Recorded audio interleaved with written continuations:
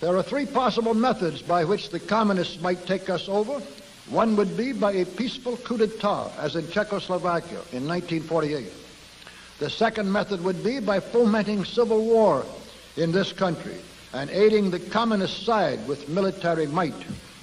But there is a third method which they are clearly relying on most heavily, and this is taking us over by a process so gradual and insidious that communist rule is slipped over so far on the American people before they ever realize it is happening.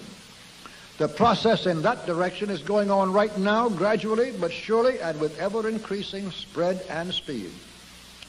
A part of that plan, of course, is to induce the gradual surrender of American sovereignty, piece by piece and step by step, to various international organizations, of which the United Nations is the outstanding but far from the only example. But another part is the conversion of the United States into a socialist nation, quite similar to Russia itself in its economy and political outlook, before police state enforcement is ever introduced. The best way to explain the aim here is simply to quote the directive under which some of the very largest American foundations have been secretly but visibly working for years. This directive is so to change the economic and political structure of the United States that it can be comfortably merged with Soviet Russia. Now, here are the communist aims for the United States. 1. Greatly expanded government spending for every conceivable means of getting rid of ever larger sums of American money as wastefully as possible. 2. Higher and then much higher taxes. 3. An increasingly unbalanced budget despite the higher taxes. 4. Wild inflation of our currency. 5. Government controls of prices, wages, and materials, supposedly to combat inflation. 6. Greatly increased socialistic controls over every operation of our economy and every activity of our daily lives.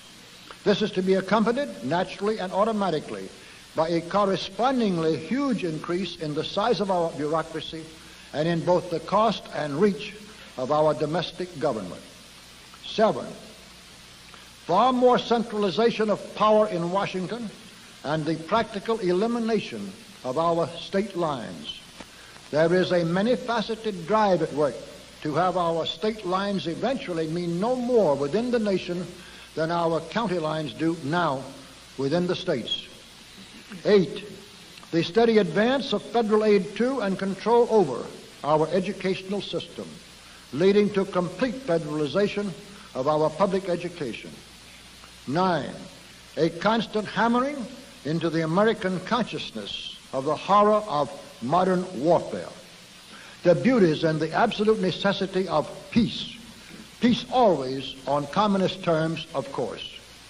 And 10, the consequent willingness of the American people to allow the steps of appeasement by our government which amount to a piecemeal surrender of the rest of the free world and of the United States itself.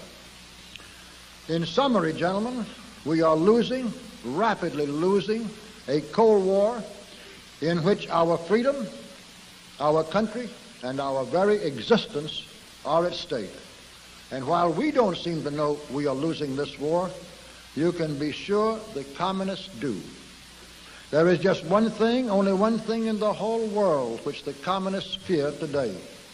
It is that despite their tremendous influence in our government and over all of our means of mass communication, the American people will wake up too soon to what has really been happening and what is now happening right under their very noses.